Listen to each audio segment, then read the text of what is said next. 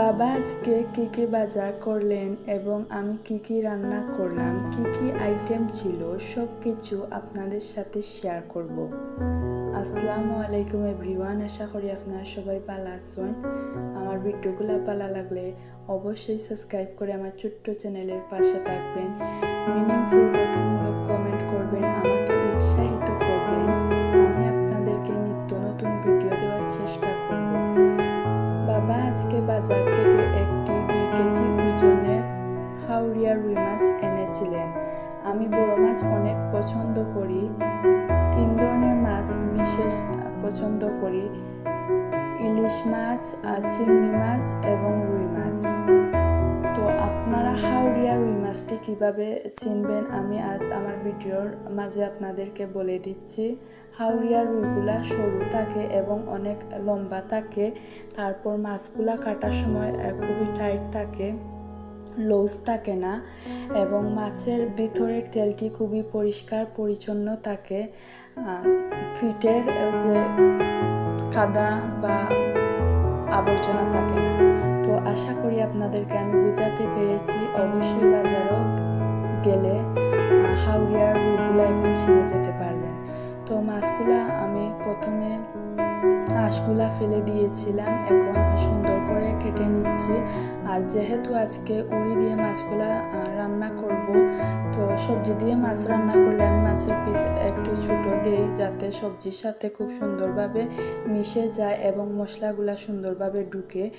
এবং বাজার জন্য আমি কিছু মাছ বড় সাইজের কেটে নিয়েছি। তারপরে আজকে আমি আদা লেবু টক করব। আমার হাতে এখন আপনারা যে সবজিটি দেখছেন সেটা আমাদের সিলেটে বলে হুড়ি সবজি, আর বইয়ের বাসায় বলে শিম সবজি। অবশ্যই আপনারা কারা কারা পছন্দ করেন একটু কমেন্টের মাধ্যমে জানাবেন। 1 কেজি শিম সবজি বাজার থেকে এনেছিলেন, তো আমি হাফ কেজি শিম কেটে নিয়েছি এবং হাফ কেজি শিম রেখে দিয়েছি, পরে রান্না করব। তো আমার মতন কারা কারা আলু লাভার অবশ্যই জানাবেন কমেন্টের মাধ্যমে। আলু আনাজটি কিন্তু খুবই বিশেষত্ব পায়, কারণ অনেক কিছুতে কিন্তু আলু দিলে মানানসই হয়। অন্য ধরনের সবজি কিন্তু সব কিছুতে দেওয়া যায় না, আলু যেভাবে সব কিছুতে দেওয়া যায় মানানসই হয়। আমি কিন্তু আলু খেতে অনেক পছন্দ করি। আপনারা কারা কারা আলু খেতে পছন্দ করেন অবশ্যই জানাবেন। এবং আমি উড়ির সাথে সামঞ্জস্য রেখে আলুগুলার পিস ছোটো ছোটো করে কেটে নিয়েছি।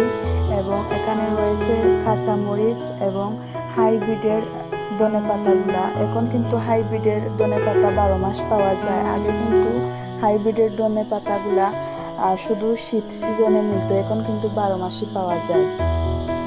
তো আমি চা তেমন একটা পছন্দ করি না, তো আজকে আম্মু মালাই চা করেছেন, খুবই টেস্টি হয়েছিল এবং আমারও মাথা ব্যথা ছিল, তার জন্য আমি মালাই চা খেয়েছি। আপনারা কারা কারা চা পছন্দ করেন অবশ্যই জানাবেন। তারপরে আমি আবারও কাজে লেগে গিয়েছিলাম। এখন কিন্তু হাইব্রিডের পাতাগুলো আমি সুন্দর করে বেছে নিচ্ছি। হাইব্রিডের পাতাগুলা কিন্তু যে কোনো রান্নার রেসিপিতে দিলে দ্বিগুণ টেস্ট আসে, অবশ্যই আপনারা সবাই জানেন। আমার হাতে কিন্তু আদা লেবু দেখছেন, আজকে আমি আদা লেবুর টক বানাবো। আদা লেবুগুলা পরিষ্কার করে ছোটো ছোটো করে কেটে নিয়েছি, অবশ্যই আপনারা দেখতে পাচ্ছেন। তারপরে আমি 3 পিস মাছ বাজার জন্য মশলা দিয়ে দিচ্ছি। পরিমাণ মতন হলুদের গুঁড়া দিয়ে দিয়েছি, পরিমাণ মতন মরিচের গুঁড়া দিয়ে দিয়েছি, এবং পরিমাণ মতন ধনেপাতার গুঁড়া দিয়েছি, পরিমাণ মতন লবণ দিয়ে দিয়েছি। তারপরে সুন্দর করে ম্যারিনেট করে নেব। অবশ্যই আপনারা কারা কারা মাছ ভাজা পছন্দ করেন আর রুই মাছ ভাজা পছন্দ করেন অবশ্যই জানাবেন। তো পরিমাণ মতন তেল আমি হাঁড়িতে দিয়ে দিচ্ছি। এবং আপনারা যারা মাছ ভাজা করবেন অবশ্যই ভালো করে তেলটি ফুটিয়ে নেবেন, তাতে মাছগুলো সুন্দরভাবে ভাজা যায়। এবং চুলার অল্প হিট দিবেন, তাতে মাছগুলো খুবই সফট হয় এবং ভিতর থেকে মচমচা হয়। লাল লাল মচমচা জাল জাল করে মাছ ভাজাটি কারা কারা পছন্দ করেন অবশ্যই আমার কমেন্টের মাধ্যমে জানাবেন।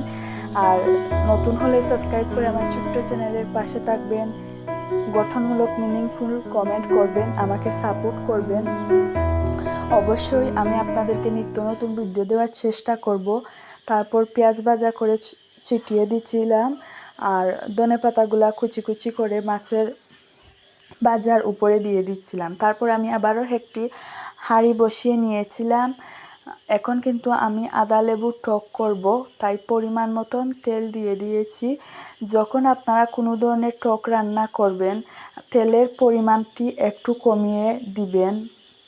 টক রান্নার সময় যদি আপনারা তেলের পরিমাণ কমিয়ে দেন, খুবই টেস্টি হয়। তারপর পরিমাণ মতন রসুন দিয়ে দিচ্ছিলাম এবং পরিমাণ মতন পেঁয়াজ দিয়ে দিচ্ছিলাম।